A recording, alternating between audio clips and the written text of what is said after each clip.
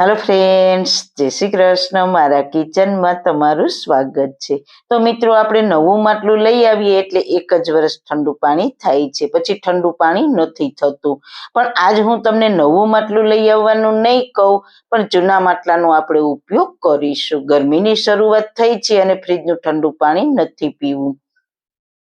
તો આજે આપણે માટલામાં કંઈક એવું કરીશું ને કે તેમાં ફ્રીજથી પણ વધારે ઠંડુ અને મીઠું પાણી થશે. તો ચલો ખૂબ જ ઉપયોગી વિડીયો બનાવવાનું સ્ટાર્ટ કરીએ. રેસીપી સ્ટાર્ટ કર્યા પહેલા જો તમને મારી રેસીપી ગમતી હોય ને હજુ સુધી ચેનલને સબસ્ક્રાઇબ ના કરી હોય તો પ્લીઝ સબસ્ક્રાઇબ કરજો અને બાજુમાં આપેલ બેલ આઇકન પ્રેસ કરજો એટલે નવી નવી રેસીપીના નોટિફિકેશન મળતા રહે. વાળના તમામ પ્રકારના પ્રોબ્લેમ સોલ્વ કરતું આયુર્વેદિક તેલ જે અમે લોકો ઘરે જાતે તૈયાર કરીએ છીએ, કોઈ કેમિકલ્સના ઉપયોગ વગર, બિલકુલ નેચરલ છે. ઘણી આયુર્વેદિક જડીબુટી ભેગી કરી આ આયુર્વેદિક તેલ તૈયાર કરવામાં આવે છે. જો તમારે ખરીદવું હોય તો તેના ઓર્ડર અમે લઈએ છીએ. ઓર્ડર કન્ફર્મ કરવા માટે વોટ્સએપ નંબર સ્ક્રીન ઉપર જોઈ શકો છો. જો તમારે આ તેલનો પૂરો વિડીયો જોવો હોય તો તમને આ ચેનલ પર મળી જશે અને ડિસ્ક્રિપ્શન બોક્સમાં લિંક પણ મૂકેલી છે. સૌથી પહેલા આપણે જૂનું માટલું લઈશું અને તેને થોડા મીઠાથી સાફ કરીશું. સ્ક્રોચ બ્રાઇટ પર મીઠું લઈને બહાર આ રીતના ઘસીશું. પૂરા માટલાને બહારની બાજુ સારી રીતના ઘસી લઈશું. માટીના વાસણમાં એકદમ બારીક હોલ્સ હોય છે. આપણે નવું માટલું લઈ આવીએ પછી તેને પાણીનું પહેલી વાર ભરીએ ને તો તેમાં અવાજ આવે છે, તમને ખ્યાલ હોય તો તે હોય છે હોલ્સ. તો માટલું જૂનું થાય એટલે હોલ્સ બંધ થઈ જાય છે. તો આજ તે હોલ્સ ખોલીશું એટલે માટલામાં અંદર અને બહાર હવા અવર જવર થાય છે. હવે પહેલા તેને સાફ કરી લઈશું બહારની સાઈડ. પછી અંદર થોડું મીઠું નાખીશું. વાત બરાબર ધ્યાનથી સાંભળજો. મીઠું માટલાની અંદર નાખવાનું છે. પછી તેમાં 2-3 ગ્લાસ પાણી નાખીને છોડી દેવાનું થોડી વાર.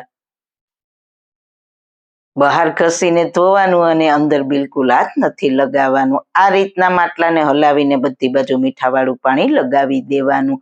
આ નાની ટ્રીક છે, જરૂર ફોલો કરજો. ત્યારબાદ આપણે માટલાને વોશ કરીશું. અંદર આપણે થોડું મીઠું અને પાણી નાખ્યા છે, તેને અંદર આપણે બધી જ બાજુએથી લગાવી દીધું છે એટલે મીઠાથી અંદર હોલ્સ ખુલી જશે. પછી તેને 3-4 વાર પાણીથી સારી રીતના વોશ કરી લઈએ. માટલું બહારથી પણ સરસ સાફ થઈ ગયું છે એટલે હોલ્સ ખુલી જશે. અંદર પણ મેં મીઠું નાખ્યું છે અને વોશ કરીશું એટલે અંદર પણ હોલ્સ ખુલી જશે. તો જૂનું માટલું ફેંકી ના દેતા જરૂર એકવાર આ રીતના ટ્રાય કરજો. બસ, તો પૂરી રીતે માટલું સાફ થઈને ઠંડા માટે તૈયાર છે. તો તેમાં હવે આપણે પીવાનું પાણી ભરીશું. તો મિત્રો, ત્રાંબા કે પિત્તળના વાસણમાં ભરેલું પાણી સ્વાસ્થ્ય માટે ખૂબ જ સારું છે. તો બની શકે તો ત્રાંબા પિત્તળના વાસણમાં ભરેલું પાણી પીવાનો આગ્રહ રાખવો. હવે હું તમને ઠંડુ પાણી રાખવાની બીજી પ્રોસેસ બતાવીશ. તો તેના માટે આપણે એક કોટનનું કપડું લેવાનું છે. જો તમારી પાસે આ રીતના કોટનનું કપડું ના હોય તો તમારે જો કોઈ જૂનું ટી શર્ટ કે ગમે તે દુપટ્ટો કે જે હોય તે પણ ચાલે. કોટનના કપડાને માટલાને આ રીતના વીંટી દેવાનું છે.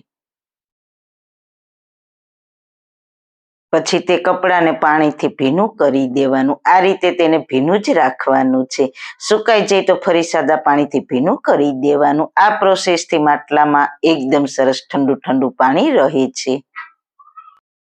તો મિત્રો, ઉનાળા માટે આ સુપર આઈડિયા છે કે જ્યારે પણ ગરમી ચાલતી હોય ત્યારે બની શકે તો રાત્રે જ માટલાને વોશ કરીને રાત્રે જ પાણી ભરી લેવાનું અને આ રીતે કપડું વીંટાળીને જ રાખવું એટલે સવારે સરસ ઠંડુ ઠંડુ પાણી પીવા મળશે.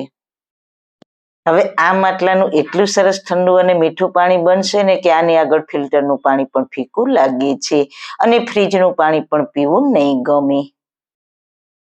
તો મિત્રો આજનો વિડીયો દરેક ગૃહિણી માટે ખૂબ જ ઉપયોગી છે. જો તમને મારો વિડીયો સારો લાગ્યો હોય તો તમારા ફ્રેન્ડ્સ ફેમિલીમાં શેર કરજો ને મારી ચેનલને સબસ્ક્રાઈબ કરજો. ફરી મળીશું એક નવી જ રેસીપી સાથે. ત્યાં સુધી બધાને મારા જય શ્રી કૃષ્ણ.